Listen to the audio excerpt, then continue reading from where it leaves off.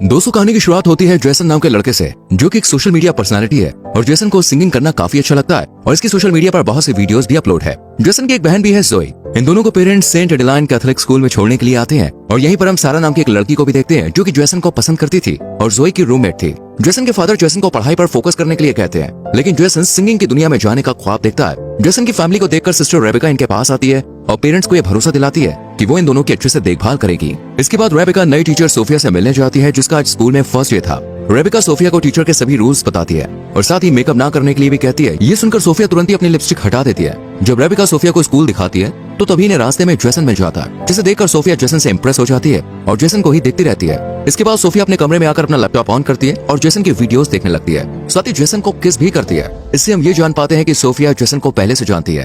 अगले दिन Sophia class attend करने जाती है और जब वो स्टूडेंट्स को अपना इंट्रो दे रही थी तब वो देखती है कि जेसन सारा के साथ बिजी है।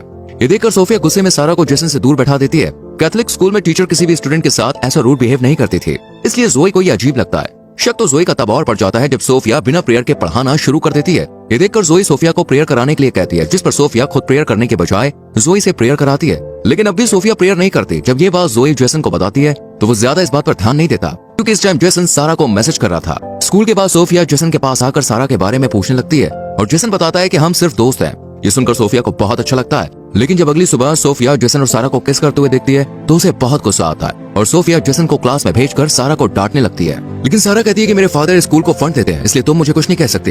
लेकिन सोफिया को तो इससे कोई फर्क ही नहीं पड़ता और क्लास खत्म होने के बाद सोफिया जेसन से बात भी करती है और कहती है कि तुमने मुझसे झूठ क्यों बोला कि सारा तुम्हारी गर्लफ्रेंड नहीं है। जेसन कोई जवाब नहीं देता। सोफिया जेसन को अपने चेंबर में मिलने के लिए बुलाती है और जब जेसन वहाँ पे आता है तो सोफिया अंदर बिना दरवाजा लॉक किए बॉडी को मॉइस्चराइज कर रही होती है। सोफिया को इन छोटे छोटे कपड़ों में देखकर कुछ देर के लिए जेसन होश खो बैठता है, लेकिन फिर यहाँ से चला जाता है और ये सब सोफिया ने जानबूझकर किया था। लेकिन जेसन के चले जाने से सोफिया को काफी बुरा लगता है। अगली सुबह जब सोफिया जेसन से पूछती है कि तुम मेरे चेंबर में क्यों नहीं आए, तो जेसन कहता है कि मैं भूल गया। जेसन और जोई को स्कूल आए 1 हफ्ता गुजर चुका था, इसलिए इनके पेरेंट्स इन्हें वीकेंड पर घर ले जाते हैं। जेसन के चले जाने के बाद सोफिया भी रेबेका से अपनी आंटी की तबीयत खराब का बहाना लगाकर छुट्टी ले लेती है। इधर हम जेसन को देखते हैं, जो अपने फादर से 1 साल का टाइम मांगता है ताकि वो पढ़ाई को होल्ड करके सिंगिंग को टाइम दे सके। लेकिन फादर के मना करने के बाद वो गुस्सा होकर बाहर आकर अकेला ही गाना गाने लगता है और यहीं पर हम सोफिया को भी देखते हैं, जो कि जेसन के घर तक आ गई थी और छुपकर जेसन का गाना सुनने लगती है। लेकिन जैसे ही जेसन के पास सारा का कॉल आता है तो सोफिया गुस्सा होकर यहाँ से चली जाती है। सोफिया जेसन और सारा को अलग करना चाहती थी, इसलिए वो रात को जोई और सारा के रूम में जाती है और सारा की बुक के फर्स्ट पेज में ड्रग्स रख देती है और जब कमरे से बाहर निकलती है तो सिस्टर रेबेका सोफिया को देख लेती है। सोफिया रेबेका से कहती है कि मैं यहाँ किसी की आवाज सुनकर देखने आई थी। ये दोनों बात कर ही रही थी कि इनकी आवाज सुनकर जोई भी उठ जाती है और सोफिया की बात सुनकर उसे कुछ शक होने लगता है। अगली सुबह सोफिया सबको बुक ओपन करने के लिए कहती है और प्लान के मुताबिक सारा के बुक में ड्रग्स देकर उसे स्कूल से सस्पेंड करवा देती है। इसके बाद सोफिया रेबेका से भी बॉयज के रूम की तलाशी लेने के लिए कहती है। अब चूंकि ये स्कूल की इज्जत का सवाल था, इसलिए रेबेका तुरंत बॉयज के रूम की तलाशी लेने पहुंच जाती है और यहाँ जेसन के रूम में इन्हें एक शराब की बोतल मिलती है। ये बोतल भी सोफिया ने ही रखी थी। दरअसल इस बोतल को रखने के पीछे सोफिया का एक खास मकसद था, ताकि सोफिया सजा के तौर पर जेसन को सर्विसेज कम्युनिटी ज्वाइन करवा सके और उसके साथ स्कूल में ज्यादा से ज्यादा वक्त गुजार सके। जब स्कूल के हेड को इस शराब की बोतल के बारे में पता चलता है तो वो जेसन को स्कूल से निकालने का फैसला करते हैं, लेकिन सोफिया ऐसा करने से मना करती है और कहती है कि जेसन को स्कूल से निकालने के बजाय इसे हमारी सर्विसेज कम्युनिटी में लगा देना चाहिए। जेसन को सिस्टर्स का काम मिल जाता है। इसके बाद कहानी पास्ट में घूमती है, जहाँ पर हम सोफिया को देखते हैं, जो सोशल मीडिया पर जेसन की वीडियोस देखकर उसकी फैन हो गई और फिर सोफिया रियल सिस्टर सोफिया से मिलने गई, जो कि जेसन के स्कूल में पढ़ाने आने वाली थी। लेकिन स्कूल आने से पहले सोफिया ने उसे मार दिया और उसके डॉक्यूमेंट्स बदलकर उसकी सिस्टर की यूनिफॉर्म पहनकर खुद सोफिया बनकर स्कूल पहुंच गई। और फिर कहानी प्रेजेंट में घूमती है, जहाँ जेसन स्कूल में काम कर रहा था। सोफिया भी इसकी हेल्प के बहाने से इसके पास चली आती है और यहाँ सोफिया जेसन का ध्यान अपनी तरफ खींचने के लिए शर्ट के बटन खोल लेती है। ये सब जोई भी देख रही होती है। इसी रात सोफिया खुद पर कंट्रोल नहीं कर पाती और जेसन के कमरे में चली जाती है और चुपके से मोबाइल रिकॉर्डिंग ऑन करके एक तरफ रख देती है। जेसन सोफिया को कमरे में देखकर हैरान रह जाता है और सोफिया जेसन के करीब आकर उसे किस करने लगती है। पहले तो जेसन इसे पाप बताकर मना करता है, लेकिन फिर वो भी सब भूलकर सोफिया के साथ इंटीमेट हो जाता है। अगली सुबह जेसन को अपनी गलती का एहसास होता है और वो चर्च में अपने पाप को फादर के सामने कन्फेस करने जाता है। लेकिन यहाँ फादर की जगह सोफिया होती है, जो कि जेसन की गोद में आकर बैठ जाती है और जेसन को किस करती हुई उसके साथ इंटीमेट हो जाती है। 1 हफ्ते बाद जेसन वीकेंड पर अपने घर चला जाता है और यहाँ लंबे समय के बाद सारा जेसन को मैसेज करके पार्टी के लिए इनवाइट करती है। जेसन के जाने के बाद सोफिया भी स्कूल से निकल ही रही होती है कि तभी सोफिया रेबेका के साथ दूसरे स्कूल के फादर को देखती है। ये फादर रियल सोफिया को अच्छे से जानते थे और इसी बारे में वो रेबेका से बात कर रहे थे।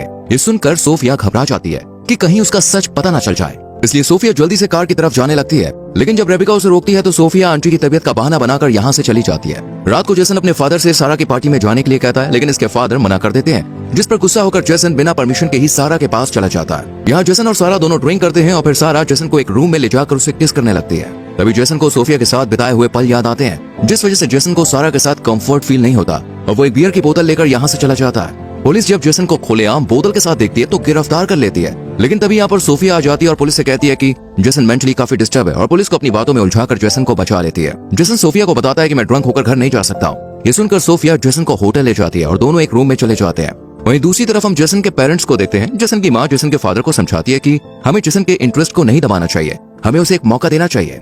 जेसन के फादर भी इसके लिए राजी हो जाते हैं। इधर सोफिया जेसन के सामने कपड़े चेंज करती है। यहाँ जेसन को समझ आ जाता है कि सोफिया उस पर नजर रख रही है, इसलिए जेसन सोफिया पर गुस्सा करता है और दोबारा इंटीमेट होने से भी मना कर देता है और सोफिया को अकेला छोड़कर बाहर आ जाता है। जेसन के फादर जेसन को ढूंढते हुए उसके पास आ जाते हैं और अपनी गलती के लिए उससे सॉरी बोलते हैं, साथ ही सिंगिंग में आगे बढ़ने के लिए भी कहते हैं। ये सुनकर जेसन भी अपने फादर के गले लग जाता है। अगले दिन जेसन और जोई जब स्कूल जा रहे होते हैं तो इनके घर के बाहर हम सोफिया को भी देखते हैं। सोफिया ने जाता हुआ देखकर खुद भी यहाँ से चली जाती है, लेकिन जोई इसकी कार को देख लेती है और स्कूल आकर जोई उस कार को ढूंढकर नंबर उतार लेती है। और जब इस कार के नंबर के बारे में जांच पड़ताल की जाती है तो पता चलता है कि ये सोफिया के नाम से ही रजिस्टर्ड है। ये देखकर जोई को समझ में आ जाता है कि सुबह घर के बाहर कोई और नहीं बल्कि सोफिया ही थी।